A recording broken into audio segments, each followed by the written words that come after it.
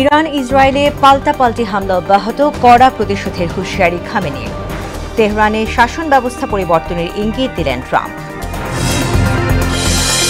জুলাই গণহত্যার বিচারে সরকার প্রতিশ্রুতিবদ্ধ, সেমিনারে প্রধান উপদেষ্টা।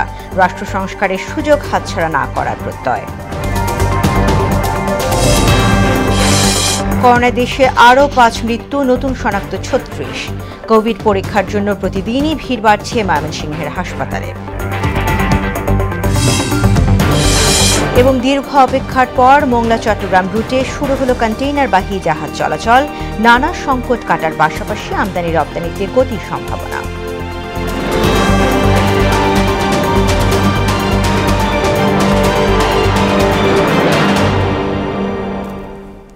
আসসালামু আলাইকুম, মোহনা সংবাদে সবাইকে স্বাগত। শুনছিলেন শিরোনাম, সঙ্গে আছি তাসমিয়া জেরিন। এবার বিস্তারিত। শুরুতেই ইরান ইসরায়েল সংঘাত প্রসঙ্গ। তেহরানের দক্ষিণ পূর্ব দিকের পাচিন মিলিটারি কমপ্লেক্সে হামলা চালিয়েছে ইসরায়েল। এছাড়া কেরামানশাহ ও হামাদান প্রদেশে মিসাইলের গুদাম, মিসাইল ছোড়ার অবকাঠামো, স্যাটেলাইট যন্ত্র এবং মিলিটারি রাডারেও হামলা চালানোর দাবি করেছে ইসরায়েলি প্রতিরক্ষা বাহিনী। এর জবাবে ইসরায়েলে পাল্টা ক্ষেপণাস্ত্র হামলা চালিয়েছে তেহরান। এদিকে ইসরায়েলের উদ্দেশ্যে কড়া বার্তা দিয়েছেন ইরানের সর্বোচ্চ নেতা আয়াতুল্লাহ আল খামেনি। বলেছেন ইসরায়েলের বিরুদ্ধে প্রতিশোধ অব্যাহত থাকবে। অন্যদিকে তেহরানের সম্ভাব্য শাসন ব্যবস্থা পরিবর্তনের ইঙ্গিত দিয়েছেন মার্কিন প্রেসিডেন্ট ডোনাল্ড ট্রাম্প।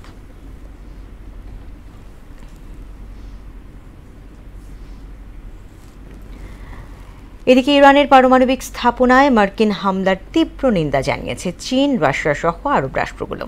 এর জেরে গুরুত্বপূর্ণ হরমুজ প্রণালী বন্ধের ঘোষণা দিয়েছে ইরান। এদিকে প্রথমবারের মতো ইসরায়েলের দিকে অত্যাধুনিক খাইবার শেখান ক্ষেপণাস্ত্র নিক্ষেপ করেছে ইসলামিক রেভলিউশনারি গার্ড। বিস্তারিত কাজী শাহরিনের ডেস্ক রিপোর্ট। ইরানের 3টি পারমাণবিক স্থাপনা লক্ষ্য করে অপারেশন মিডনাইট হ্যামার নামে হামলা চালিয়েছে যুক্তরাষ্ট্র। যুক্তরাষ্ট্র থেকে যাত্রা শুরুর 18 ঘণ্টা পর লক্ষ্যবস্তুতে আঘাত হানে B-2 বোমারু বিমান। এতে নতুন মোড় নিয়েছে ইরান ইসরায়েল সংঘাত। এর জেরে বিশ্বের সবচেয়ে গুরুত্বপূর্ণ হরমুজ প্রণালী বন্ধে অনুমোদন দিয়েছে ইরানের parliament.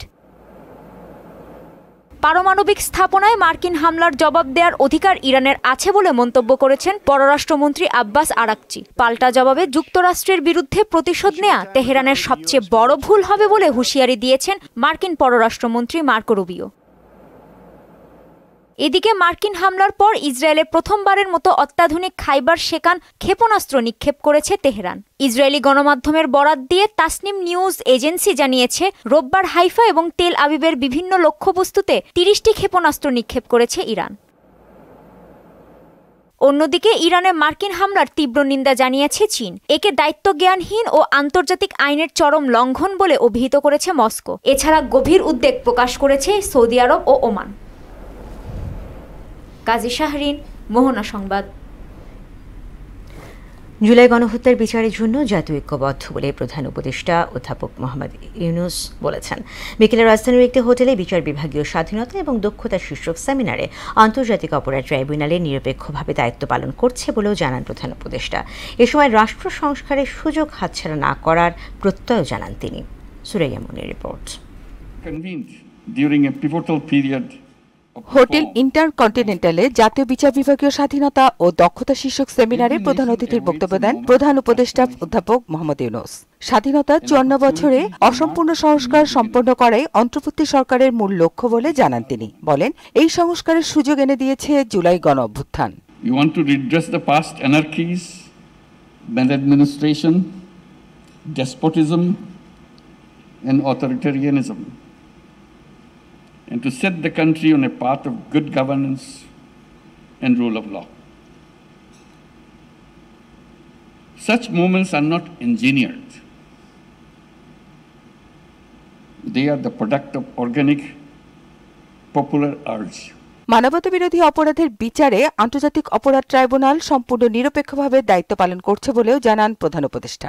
It is a promising development that the Commission's findings and Chief Justice's proposals converge on many key points, reflecting a shared commitment to their common objectives. The proposed reform cover a broad spectrum. Some focus on infrastructural upgradation, and digital empowerment of courts and their staff. Others aim at enhanced judicial efficiency more generally. অতীতের সরকার বিচার বিভাগকে নিজেদের স্বার্থে ব্যবহার করেছে বলে অভিযোগও করেন তিনি। বলেন, অন্তর্বর্তী সরকার দেশের বিচার প্রক্রিয়াকে সম্পূর্ণ স্বাধীন ও নিরপেক্ষ রাখতে প্রতিশ্রুতিবদ্ধ। Necessitating reforms so that the judiciary can reclaim its independence. Suraiya Munni, মোহনা সংবাদ, ঢাকা। সাবেক প্রধান নির্বাচন কমিশনার KM নুরুল হুদাকে গ্রেফতার করেছে পুলিশ। রোববার সন্ধ্যায় উত্তরা পশ্চিম থানার ওসি বিষয়টি নিশ্চিত করেন। এর আগে রোববার KM নুরুল হুদা সহ বিগত 3 বিতর্কিত জাতীয় সংসদ নির্বাচনে দায়িত্ব পালন করা 18 জনের নাম উল্লেখ সহ অজ্ঞাত আসামিদের নামে শেরেবাংলা নগর থানায় মামলা করে বিএনপি। ওই মামলায় তাকে গ্রেফতার দেখানো হয়। তার দায়িত্বকালে 2018 সালের 30 ডিসেম্বরের একাদশ জাতীয় নির্বাচনে ব্যাপক কারচুপির অভিযোগ ওঠে। সেই নির্বাচনের নাম হয় নিশিরাতের ভোট।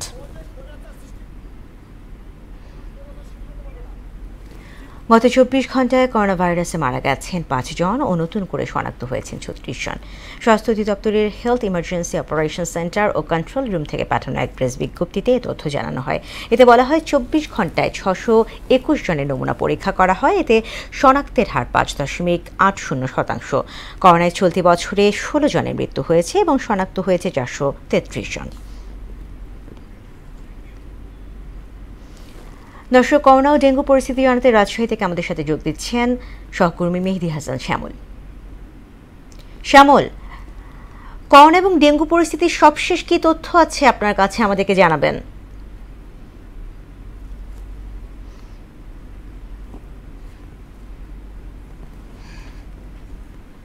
2022 সালে করোনার যে সর্বশেষ ওয়েভ বা ঢেউ বাংলাদেশ থেকে চলে গিয়েছিল, সেই ঢেউ কিন্তু গত 27 মে রাজশাহীতে পুনরায় এই ঢেউয়ের প্রথম সিমটম আমরা দেখতে পাই। এবং রাজশাহীর যদি প্রেক্ষাপট নিয়ে আপনাকে বলি যে 2020 সাল থেকে তৈরি হওয়া যে মাইক্রোবায়োলজি PCR যে ল্যাব, সেই ল্যাবের যে কন্টিনিউয়াস প্রসেসিং তারা মেনটেন করেছে, অর্থাৎ পরীক্ষা নিরীক্ষার যে কার্যক্রম সেটা কিন্তু তারা চালু রেখেছিল। এবং গত 27 মে এই কার্যক্রম চালু রাখার পরিপ্রেক্ষিতে গত 27 মে 15 জনের যে জ্বর বা অন্যান্য সিমটম নিয়ে তারা যে পরীক্ষা করেছিল ল্যাবে, সেই ল্যাবের পরীক্ষা করার ফল মধ্যে দিয়ে 9 জনের করোনা শনাক্তের মধ্য দিয়ে আসলে রাজশাহীতে করোনা শুরু হয়। গত এই 27 তারিখ থেকে এই পর্যন্ত 198 জন আসলে তাদের PCR ল্যাবে সাধারণ পরীক্ষা করা হয়েছে এবং পরীক্ষা করার ফলে 56 জন ব্যক্তির করোনা শনাক্ত করা হয়েছে। এবং 56 জনের মধ্যে এই পর্যন্ত রাজশাহী মেডিকেল কলেজ হাসপাতালের যে ওয়ার্ডটি আসলে করোনার জন্য নির্ধারণ করা হয়েছে, 30 সদস্য বিশিষ্ট 30 যে সেই বেড সদস্য বিশিষ্ট, সেই বেডে আসলে মূলত 7 জন এ পর্যন্ত ভর্তি ছিলেন, যারা প্রাথমিক চিকিৎসা নিয়ে তারা চলে গেছেন। কিন্তু গতকালকে তথ্য পাওয়া পর্যন্ত আমরা 2 জন রোগীর সন্ধান পেয়েছি এইখান রাজশাহী মেডিকেল কলেজের সূত্র মোতাবেক। যে 2 জন হচ্ছে একজন কুষ্টিয়া থেকে আগত এবং আর একজন হচ্ছে রাজশাহীর বাগমারার। তো সব মিলে আমরা এই রাজশাহী মেডিকেল কলেজ হাসপাতালে করোনার বিষয় নিয়ে আমরা যাদের সঙ্গে কথা বলেছি, কর্তৃপক্ষ এবং যারা করোনা, বিশেষ করে করোনা ওয়ার্ডে তিনি দায়িত্বে আছেন ডক্টর আমিনুল ইসলাম, তার সঙ্গে আমরা কথা বলেছি। তিনি আমাদেরকে আসলে পুরোপুরি তথ্যটা দিতে পারছেন না। এই কারণে উনি বলছেন যে এখানে কেউ ভর্তি হচ্ছেন না, যার ফলে ভর্তি হয়ে যদি থাকতো তাহলে তাদের কাছে পূর্ণাঙ্গ তথ্য থাকতো। পাশাপাশি আমরা রাজশাহী সিভিল সার্জন যে অফিস, সেই সিভিল সার্জন তাকে আমরা তার সঙ্গে কথা বলেছিলাম, তাদের কাছে আসলে স্বাভাবিক কোনো তথ্য এই করোনার ইস্যুতে নাই। তবে তারা জানাচ্ছেন আমাদেরকে যে মূলত যে বিষয়গুলো তারা লক্ষ্য করছেন যে আইসোলেশন রেডি করা কিংবা স্বাস্থ্যবিধি মানা, এইসব ব্যাপারে এখনো কিন্তু আসলে মানুষের মধ্যে সেরকম সচেতনতা তৈরি হয়নি। আর একটা বিষয় আপনাকে জানিয়ে রাখতে চাই যে ডেঙ্গুর বিষয়ে এই পর্যন্ত 65 জন ডেঙ্গু রোগী রাজশাহীতে ভর্তি হয়েছিলেন, তার মধ্যে 56 জনই ট্রিটমেন্ট নিয়ে চলে গেছেন। তবে করোনায় 1 জনের মৃত্যু হয়েছে বলে মেডিকেল কলেজ কর্তৃপক্ষ আমাদেরকে জানিয়েছেন। শ্যামল, আপনাকে অসংখ্য ধন্যবাদ। ময়মনসিংহ মেডিকেল কলেজ হাসপাতালে প্রতিদিন গড়ে 20 থেকে 30 জন মানুষ আসছে করোনা পরীক্ষা করতে। এ পর্যন্ত 141 জনের পরীক্ষায় 17 জনের করোনা শনাক্ত হয়েছে। ইতিমধ্যে করোনা ডেঙ্গু রোগীদের চিকিৎসা দিতে প্রস্তুত ময়মনসিংহ মেডিকেল কলেজ হাসপাতাল। রুবায়েত বাপ্পির প্রতিবেদন, জানাচ্ছেন মোহাম্মদ ওয়ালিউল্লাহ।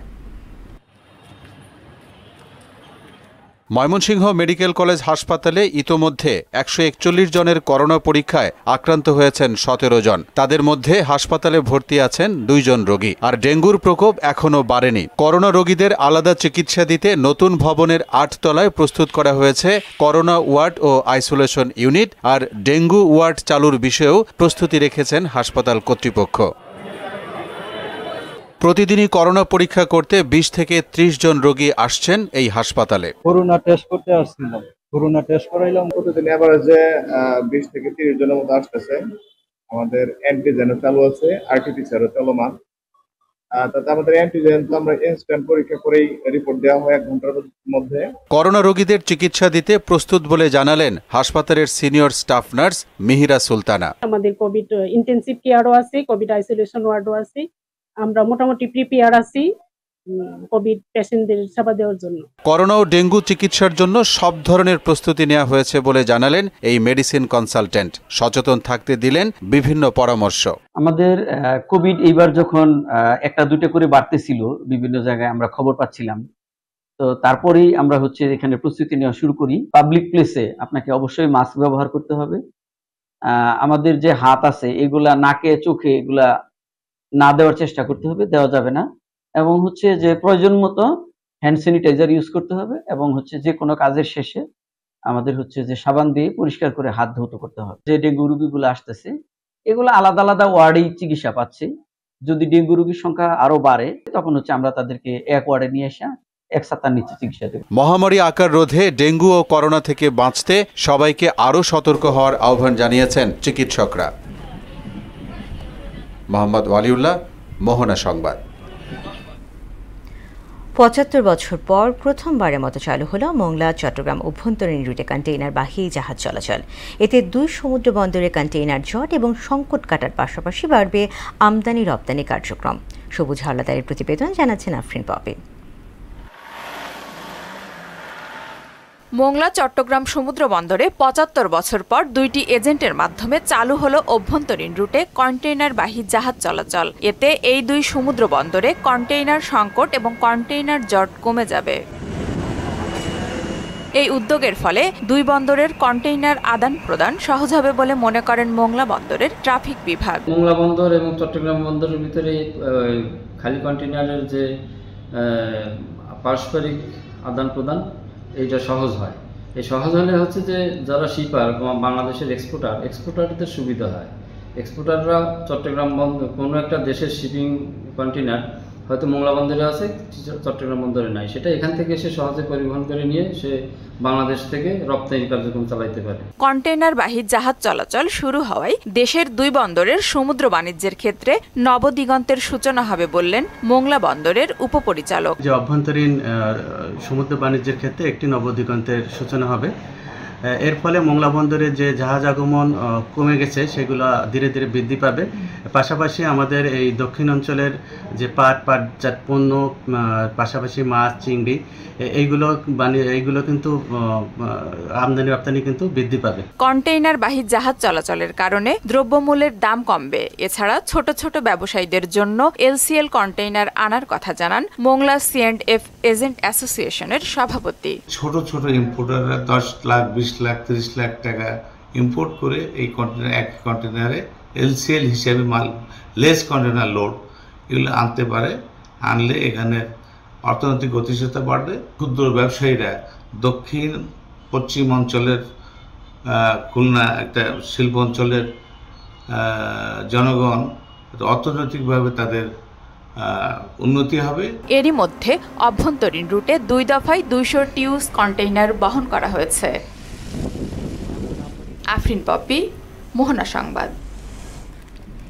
এবারে সারা দেশে অনুষ্ঠিত সভা সমাবেশ সহ নানা বিষয়ে প্রতিনিধিদের তথ্য ও ভিডিও নিয়ে একটি ডেস্ক রিপোর্ট। নরসিংদীর মোহরদীতে মুক্তির মূলমন্ত্র ইসলামী শাসনতন্ত্র এই প্রতিপাদ্যকে সামনে রেখে জাতীয় শিক্ষক ফোরামের আয়োজনে উপজেলা শিক্ষক সম্মেলন 2025 অনুষ্ঠিত হয়েছে। এই সময় প্রধান অতিথি হিসেবে উপস্থিত ছিলেন মুসা বিন কাশেমি, সহসভাপতি নরসিংদী জেলা শাখা ইসলামী ছাত্র আন্দোলন বাংলাদেশ।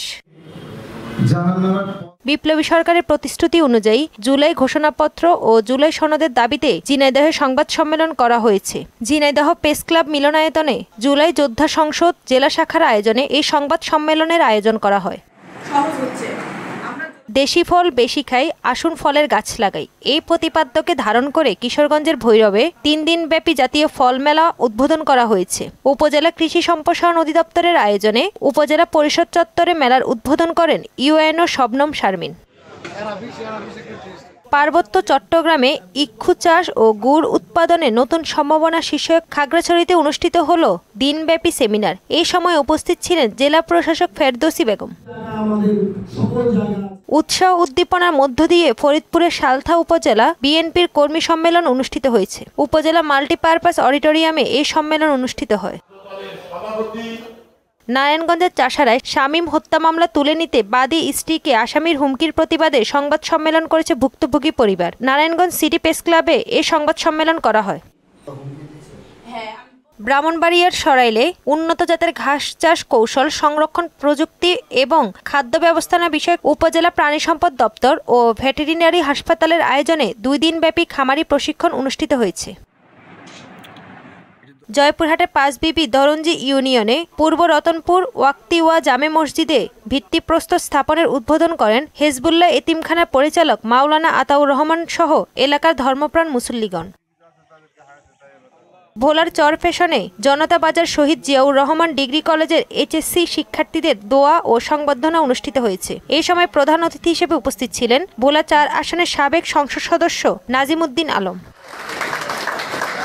গাজীপুরের কালিয়াকৈরে বাস স্ট্যান্ড মডেল মসজিদ এলাকায় বিএনপির সদস্য নবায়ন ও বিএনপির সদস্য সংগ্রহ অনুষ্ঠান অনুষ্ঠিত হয়েছে। অনুষ্ঠানে বক্তব্য রাখেন ঢাকা বিভাগীয় বিএনপির সাংগঠনিক সম্পাদক কাজী সাইদুল আলম বাবুল। তাহসিন তারিন, মোহনা সংবাদ। ঢাকা সিলেট মহাসড়কের আশুগঞ্জ অংশে নিষেধাজ্ঞা অমান্য করেই চলছে অটোরিকশা, সিএনজি সহ 3 চাকার যানবাহন। তাতে মহাসড়কে যানজটের ভোগান্তি সহ প্রায় ঘটছে দুর্ঘটনা। অবৈধ সব যানবাহনের বিরুদ্ধে দ্রুত ব্যবস্থা নেওয়ার আশ্বাস দিয়েছেন হাইওয়ে পুলিশ। তসলিমা আহমেদের প্রতিবেদন জানাচ্ছেন সিফাত রহমান জেসি। ঢাকা সিলেট মহাসড়কের সরাইল হাতা হাইওয়ে থানার আওতাধীন আশুগঞ্জ থেকে বিশ্ব রোড পর্যন্ত অবৈধভাবে চলছে শত শত 3 চাকার যানবাহন। তাতে মহাসড়কে যানজটের পাশাপাশি প্রতিনিয়তই ঘটছে দুর্ঘটনা। এই যে 3 চাকা অটোওয়ালা করার কারণে মন করে আমাদের গেতরণ খুব সমস্যা। অটোওয়ালা সিগন্যাল ব্রেক দেয়, এদের জন্য আমাদেরও দুর্ঘটনা হয়। সামনে থেকে ব্রেক মাসে 5 জন যাত্রী না আমরা পাত্তাছি না, আমরা কিছুদিন পরপরই দেখা যাচ্ছে যে এখানে অ্যাক্সিডেন্ট হচ্ছে। তো যেই পর্যন্ত আসলে এটা অপসারণ হচ্ছে না ওই পর্যন্ত কিন্তু দেখা যাচ্ছে যে রাস্তায় একটা বিশাল একটা জ্যাম লেগেই যাচ্ছে। কর্তৃপক্ষকে সবিনয় অনুরোধ করব এটা দ্রুত এই রাস্তা সংস্কার করে এই গুলচত্বরের যানজট নিরসন করার জন্য। অবৈধ জেনেও পেটের দায়ে মহাসড়কে সিএনজি অটোরিকশা চালাচ্ছেন বলে দাবি চালকদের।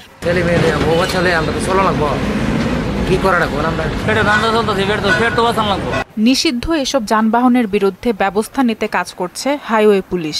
আর কোনো পুলিশ সদস্য 3 চাকার চালকদের সাথে জড়িত আছে প্রমাণ পেলে তার বিরুদ্ধে ব্যবস্থা নেওয়া হবে। যেহেতু লোকাল একটা চাহিদা আছে, এটা অনেক দিনের একটা প্র্যাকটিস আপনাদের এখানে রয়েছে, সে কারণে শতভাগ নির্মূল করা সম্ভব হচ্ছে না। তবে প্রতি মাসেই আমরা পর্যাপ্ত উল্লেখযোগ্য সংখ্যক 3 হুইলারের বিরুদ্ধে প্রসিকিউশন দাখিল করতেছি। হাইওয়ে পুলিশের কোনো সদস্য যদি 3 হুইলারের সাথে অনৈতিক সম্পর্কে জড়ায় তার বিরুদ্ধে কঠোর আইনানুগ ব্যবস্থা গ্রহণ করা হবে। যানজট ও দুর্ঘটনা রোধে অবৈধ এসব যানবাহন বন্ধে প্রয়োজনীয় ব্যবস্থা নেবে কর্তৃপক্ষ, দাবি ভুক্তভোগীদের। সিফাত রহমান জেসি, মোহনা সংবাদ। কুষ্টিয়ায় ভুট্টার পাশাপাশি সাথী ফসল হিসেবে মিষ্টি কুমড়া চাষ করে লাভবান হচ্ছেন কৃষকরা। এই চাষে বাড়তি সার কিংবা কীটনাশক দিতে হয় না। প্রতি বিঘা জমি থেকে 40 থেকে 50 হাজার টাকার মিষ্টি কুমড়া বিক্রি করছেন কৃষকরা। এতে সার্বিক সহায়তা করছে কৃষি বিভাগ। মিলন খন্দকারের প্রতিবেদন জানাচ্ছেন নুসরাত জাহান। ভুট্টা চাষের সাথে জমিতে সাথী ফসল হিসাবে মিষ্টি কুমড়ার বীজ বপন করে লাভবান হচ্ছেন কুষ্টিয়া সদর উপজেলার বিত্তিপাড়া এলাকায় প্রায় শতাধিক কৃষক। ভুট্টা তুলে নেওয়ার পর একই জমিতে মিষ্টি কুমড়ার পরিচর্যা করায় বাড়তি সার বা কীটনাশকের খরচ নেই। এতে কালোমানিক ব্ল্যাকস্টোন জাতের হাইব্রিড মিষ্টি কুমড়ায় ভালো ফলনও মিলছে।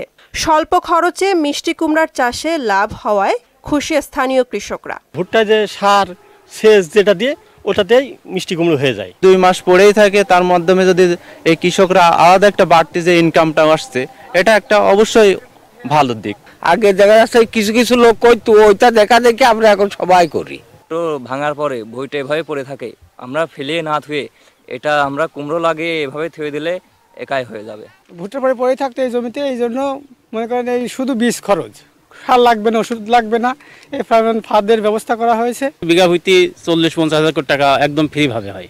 সাথী ফসল হিসাবে মিষ্টি কুমড়ার চাষে কৃষি বিভাগের কর্মকর্তারা নিয়মিত কৃষকদের কারিগরি প্রশিক্ষণ ও সহায়তা দিয়ে যাচ্ছেন। এতে দিন দিন মিষ্টি কুমড়া চাষে ঝুঁকছেন স্থানীয় কৃষকরা। অনেকে প্রথমে আমাদের কথা গ্রহণ করতে চায়নি, তারপরে যখন আমরা এভাবে 2-1জনকে করাইছি, তারপর আস্তে আস্তে ভালো লাভজনক, তো বেশ লাভজনক, এবং এই আমরা জাত সম্প্রসারণের মাধ্যমে আরো উৎপাদন বাড়ছে। প্রতি বিঘাতে 30 থেকে 50 হাজার টাকা মিষ্টি কুমড়া বিক্রি করে আয় করছেন।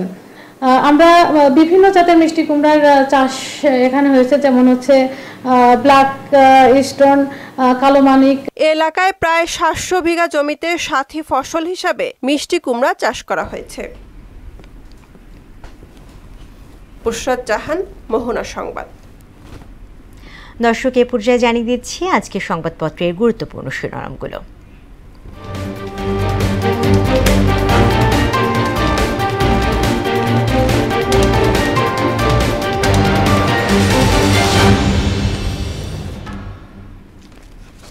দর্শক, আমার হাতে প্রথম যে পত্রিকাটি আছে প্রথম আলো, তার শিরোনাম করেছেন ইরানে পরমাণু স্থাপনায় মার্কিন হামলা, কালো টাকা সাদা করার সুযোগ থাকছে না, বাজেট 2025-26 সরকারি চাকরিজীবীদের বিশেষ সুবিধা কিছু বাড়বে, কিছু কিছু ক্ষেত্রে শুল্ক কর কমানো হয়েছে। এরপরে আমার হাতে রয়েছে দৈনিক ইত্তেফাক, তারা শিরোনাম করেছেন অপারেশন মিডনাইট হ্যামার, 3 পরমাণু কেন্দ্রে বড় হামলা, ইরানের সঙ্গে সরাসরি যুদ্ধে জড়ালো যুক্তরাষ্ট্র, কালো টাকা সাদা করার সুযোগ বাতিল করে বাজেট অনুমোদন। এছাড়াও তারা শিরোনাম করেছেন বিএনপির মামলার পর সাবেক সিইসি নুরুল হুদা গ্রেফতার। এরপরে আমার হাতে রয়েছেন সমকাল পত্রিকাটি, তারা শিরোনাম করেছেন যুদ্ধের গতিপথ পাল্টে যাচ্ছে, দুপুরে মামলা, সন্ধ্যায় মব সৃষ্টি করে পুলিশের সোপর্দ, কূটনীতির নামে প্রতারণার কঠোর জবাব দেবে ইরান। এরপর রয়েছে বাংলাদেশ প্রতিদিন, তারা শিরোনাম করেছে অল আউট যুদ্ধের মহাবিপদ সংকেত, ইরানি পরমাণু কেন্দ্রে মার্কিন হামলা ঘাঁটিতে নিরাপত্তা জোরদার, ইসরায়েলে ফের ক্ষেপণাস্ত্র ইরানের, হরমুজ প্রণালী বন্ধের অনুমোদন, ট্রাম্প কাণ্ডে বিস্ময়, প্রধানমন্ত্রীর মেয়াদ নিয়ে ভিন্ন মত, সর্বোচ্চ 10 বছরের পক্ষে জামায়াত এনসিপি, দ্বিমত বিএনপি এলডিপির। এরপরে দৈনিক যুগান্তর, রাতের ভোটের কারিগর জনতার হাতে আটক, যুক্তরাষ্ট্রের অপারেশন মিডনাইট হ্যামার, ইরানের 3 পারমাণবিক কেন্দ্রে হামলা, ভয়াবহ যুদ্ধের মুখে মধ্যপ্রাচ্য, ইরান মাথা নত করবে না আমেরিকার চাপে। এরপরে বণিক বার্তা, অর্থ উপদেষ্টা স্বীকার করলেন বাজেট হয়েছে চিরাচরিতভাবে, সংঘাতের গতিপথ বদলে দিয়েছে যুক্তরাষ্ট্রের অপারেশন মিডনাইট হ্যামার, হরমুজ প্রণালী বন্ধের অনুমোদন দিল ইরানের পার্লামেন্ট। সবশেষ আমার হাতে রয়েছে the daily star, US strikes Iran, Trump says 3 nuclear sites obliterated, Tehran says US has no place in Middle East, it bases illegitimate targets. দর্শক, এই ছিল সংবাদপত্রের গুরুত্বপূর্ণ শিরোনামগুলো। শেষ করব এই পর্যায়ে মোহনা সংবাদ, যাবার আগে